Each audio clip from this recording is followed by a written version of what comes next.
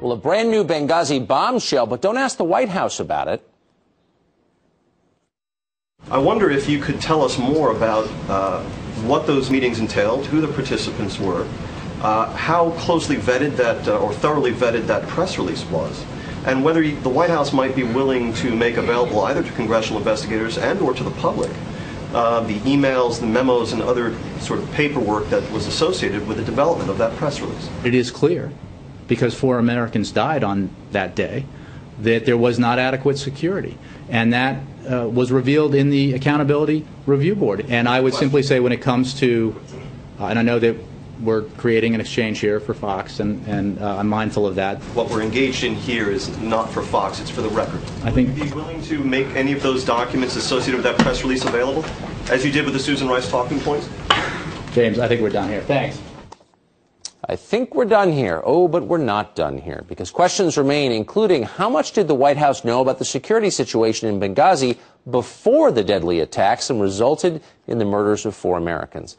Let's ask Senior Advisor to the National Commission on Intelligence and Foreign Wars, Colonel Tony Shaffer. Colonel, thanks a lot for joining us this morning. We know that Ambassador Stevens, before he was murdered in Libya, asked for increased security from the White House, and instead the security detail was cut by 2/3. Do we have any sense now why that happened, why there wasn't air cover that night?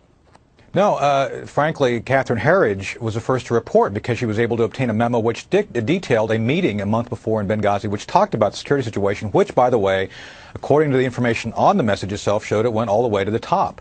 And this is part of the problem, Tucker. It's not so much that it's a political issue, is that it's an accountability issue. And this is where I think people tend to try to throw it off as a left-right issue. It's a right-wrong issue.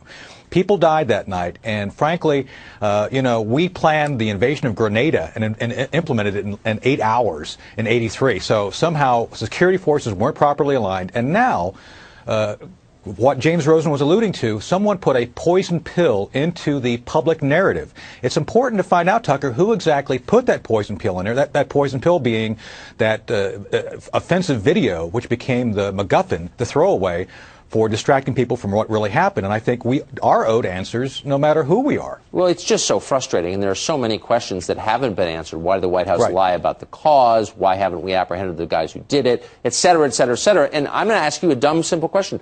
Why can't Congress force the administration to answer these basic questions? We have the right to the answers, do we not?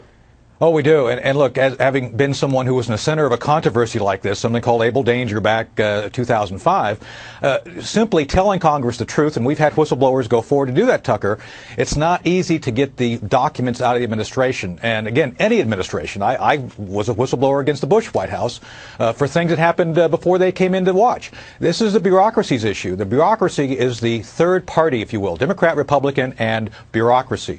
The bureaucracy will always go about trying to convince those in power that they need to be protected. And even Secretary of Defense Rumsfeld told me he was lied to personally about the issues I was testifying to. That is such a wise point. You really have to live in Washington to know how true what you just said is. Lieutenant Colonel Tony Shaffer, thanks a lot for that. Great. Thank you for having me.